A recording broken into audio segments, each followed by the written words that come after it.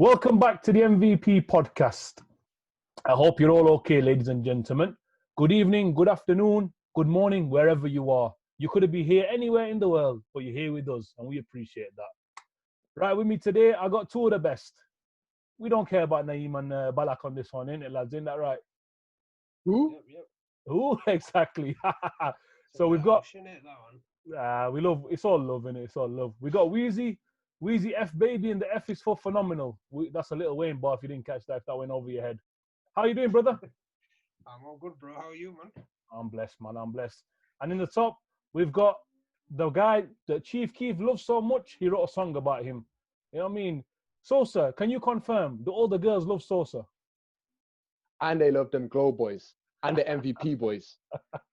It's all love. It's all love. So What are you obviously, saying guys, though, man? go on. How you been, man? You good?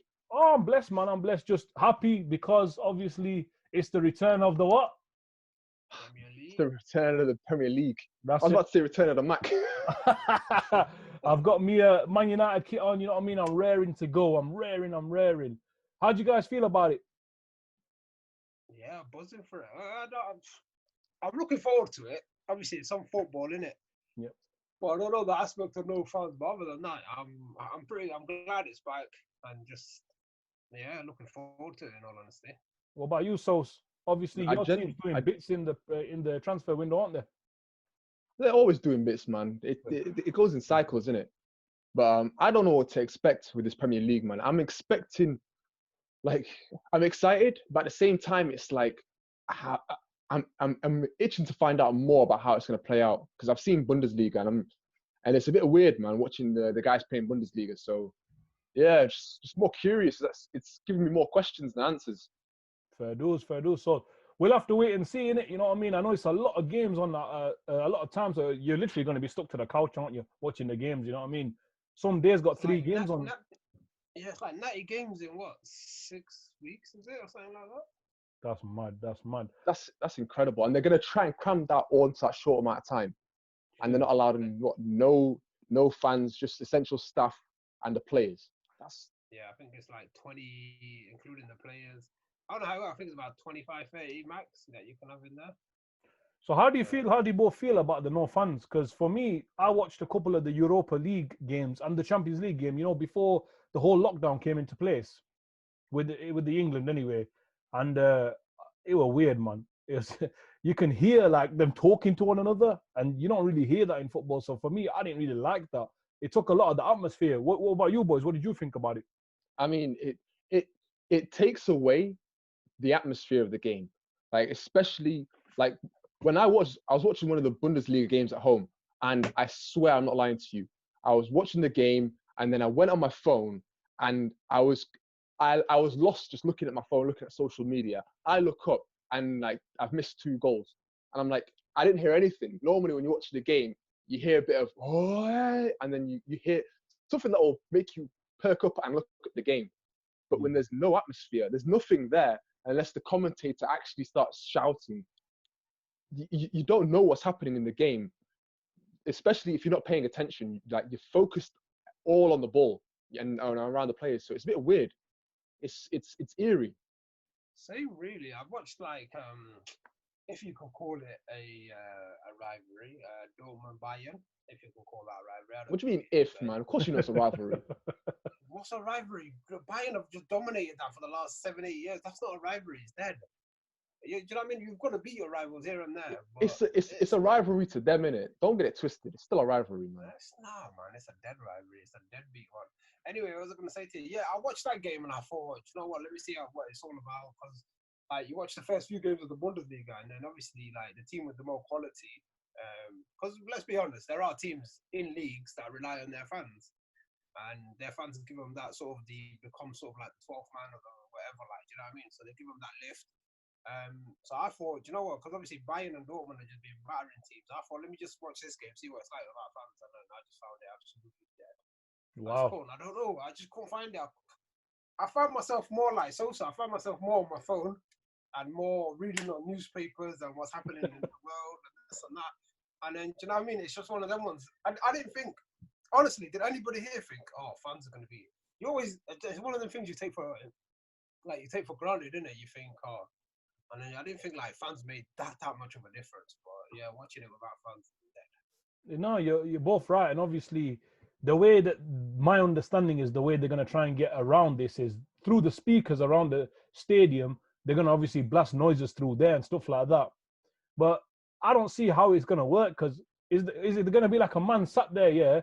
Or every time I don't know, say Rashford does a skill past someone, he's gonna do cheers. What if the teams played rubbish, yeah? You know, sometimes when certain teams play rubbish, their own supporters boo them off the pitch. So is this guy going to be there with a soundboard like Charlie Slough banging it like ooh and boo and this and that? You know what I mean? Like, how's it going to work? Yo, I don't know about booing them, yeah, but I'm pretty sure with the way it's going, a lot of, you know what, I remember a lot of the teams, I think it was in Serie A when they had to play behind closed doors, like they didn't allow for like artificial like atmosphere. And I remember hearing in England, they were thinking about implementing fake crowd noises, and the fans were upset about it. I can only imagine what it'd be like for the players when they're on the field, hearing a cheer and looking up to the stand and seeing nobody. That is seriously off-putting. I'd be off-put if I heard that. Yeah, I get where you're coming from, but I think it'll affect certain teams, set teams more than other teams. Like your Man Cities, they're not gonna feel it. Do you know what I mean? Your Man United. Talk about a dig at Man City's aren't gonna feel it because the stadium's always empty anyway, isn't it? Weezy? Taking a dig. No, but no, I'm You guys not are even taking a haters. dig. I was gonna say, I said Man United after that. I said Man City, Man United. I don't think Arsenal and them teams will feel it. Like your teams that will feel it are your Sheffield United, your Wolves, your Burnleys, your Watford. These kind of teams. Probably Newcastle and that, yeah. And Wolves, yeah. Newcastle are safe anyway, but the teams like Wolves have got something to fight for in terms of top four, and they've still got a say in the top four because they play quite a few teams that are in the top four. And you've got your Sheffield United who's got an FA Cup game against Arsenal at Bramall Lane. With a crowd, you'd fancy them to win that, but now Arsenal are kind of favourites. And then you've got like they've still got to go to Man United. They've still got to play. They've got to play you lot at Stamford. I mean, you lot got to go to Bramall Lane, ain't you? So we have, yeah, we've not been there yet. That's what I mean, yeah. So it tips the favour in sort of the so-called bigger teams if you look at it in that sense, against the smaller teams. So I think they feel it a lot more than whereas the bigger teams. Well, yeah, it's they'll feel it, but they won't feel it as much. You're getting it's almost you're nullifying home court or like home advantage. Home advantage. Yeah, because there's you now it's almost as if you're playing in a neutral stadium when there's no fans. Like who's supporting you? Like the guys on your bench, like your medical staff. Like it's just the same number of guys that's going to be on the opposing team that's going to be supporting. Yeah. But so like one guy was saying, like, go on, sorry. No, you go first. No, I was gonna say, it's like when a team is say like Wolves at their like on a Monday night or something like that when they play at their ground. I've seen them play Man United and Arsenal plenty of times, and like you see Man United and Arsenal getting on top of them, and then the crowd gets involved, and all of a sudden it's that second shot that they needed, and then they're buzzing, they're flying around, and that's been taken away from them. And you know what I mean? Certain teams, like I said, it's I don't know. It won't do them no favors. I can see a few teams like the so-called sort of mid to bottom teams sort of falling away kind of thing that are chasing sort of Europe and stuff. I think as well, because the sound is going to be unnatural. That's going to be off-putting. Like imagine, I don't know, a team like Crystal Palace or Burnley, something like that. They're one-on-one with the keeper and it's an unnatural sound. You know what I mean? It's going to maybe put off one of their strikers and the guy might just fumble it or something like that. I don't know. With that, like, you kind of like, you've known now, innit? You've known for the last 3 months, 4 months when you're coming back that there's going to be no fans and then all that kind of rubbish. So, depending on the player and their ability, that shouldn't really affect them anyway. I don't think, in terms of the players, that affect them. It'll affect the fans more than anything else that are watching it at home. Kind of, games will kind of be dull and boring, and it's just one of them ones. But well, it's interesting you say that. It's interesting you say that because I was listening to another podcast and one of the players, I can't remember his name, he actually said he didn't like the sounds that it was generating through the speakers. It was quite tinny for him and it put him off. So it will be something to look forward to and to look at. You know what I mean? Yeah, it might be. But I think that's a rubbish excuse. Yeah. It's a soft excuse because it's something came through the speakers. Get a grip, man. So obviously, now we have to go back and kind of apologize because before obviously this whole COVID situation kicked in and the lockdown, we didn't know football was going to come back, right? Yeah. we were all thinking, you know what, they're going to nullify the season. And let's be honest, all three of us were happy that Liverpool weren't going to get it. No, you guys were happy. I was indifferent. Don't say you guys. The whole world was happy. I was The whole world indifferent. happy. I That's didn't care. why Weezy's a real one, Sosa. It's Liverpool, whole it's world was Man happy. United Listen. fans, yeah, and hating Arsenal fans, yeah, that were really You know, disappointed. Sosa fans. I didn't Wow. bother. I weren't disappointed that the Premier League come back. I weren't disappointed. Me, I'll tell you straight now, yeah. I like Liverpool. I like Klopp. I like the Liverpool players. I hate their fans. Their fans think Tell it football how it really started. is. Don't No, sugarcoat it. honestly, their fans think football started in 2018. That's when they think football started. All of a sudden, they forget like the last 10, 11, 12, 13 years, what's going on. And then it's just, I can't stand their fans, but I like the team and I like the players. But I think it's not, do you know what it is? In all honesty, let's be fair. If it was nullified for them, 25 points clear. Like, you can't take anything away from them. They deserve it. They've been the best team in England. No, they have been.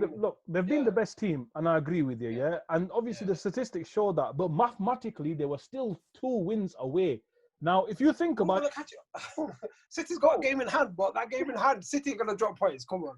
yeah, We all but know City are gonna drop points. previous to all this, yeah, Liverpool were Yeah. on a bit of a losing streak, weren't they? They lost to Atletico, they lost to Watford. You know what I mean? So I'm Yeah, just they were. hoping. I'm just hoping they come in, yeah, and just lose the rest of the remaining games. But then, even if they did that, though, I'm sure I was reading somewhere. Even if they lost all their games, there's still a possibility they'll win the league anyway. They've won. So- Is it safe to say they've pretty much won it? Yeah, they've pretty much won it. I'm just glad they didn't go all that talk of our best team in England. So you went from the best team in England to Invincibles to the treble to the double to the league To losing Deal with it, 3-0 you know to what I mean? Watford. Yeah, to losing 3-0 to Watford, to losing the double to Chelsea, Atletico, the triple, and then now you're just another Leicester, really. So now You know I'm what's- being sarcastic with that Leicester coming, but no, they deserve it. They're the best. The They've been the best team in England. disrespect from this No. guy, Listen, man. you know what's What? thing, yeah? You know what's funny, yeah? Disrespect. I'll tell you what's funny. Atletico Madrid, the guy that runs their Twitter or something like that, said there should be a rule that the person who last beat the champions of Europe should now be qualified as the champions of Europe.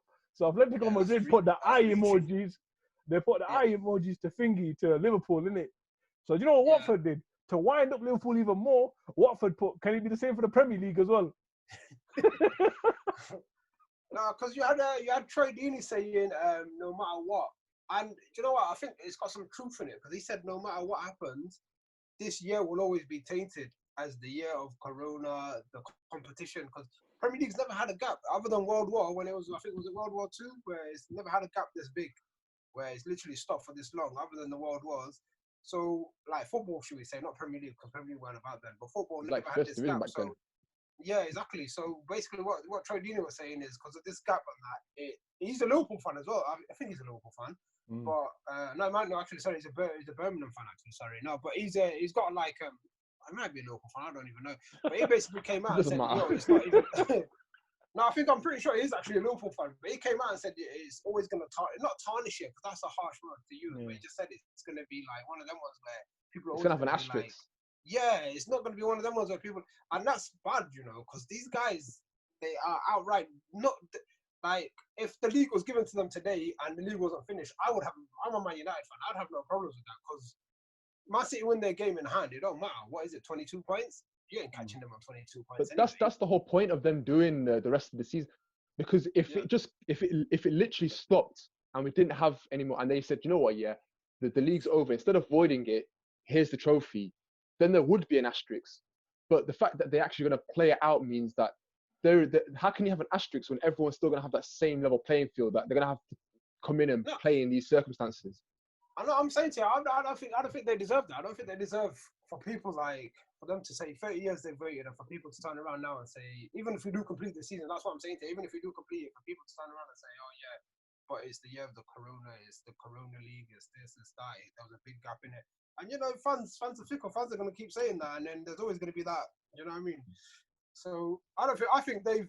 Like, listen, let's be honest, for the last, 18, 19, 20 months, they've been the best team in England. They've been the best team in Europe. They deserve it outright.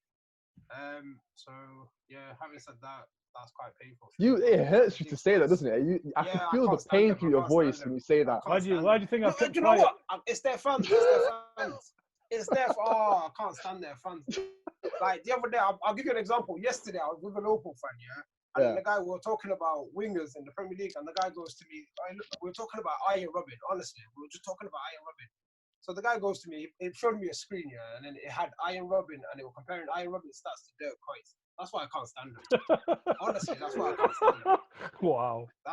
And then the guy was legit trying to make an argument as to why they're like the same kind of, they should be like ranked the same in terms of like world No, quality. I hear you. I hear you.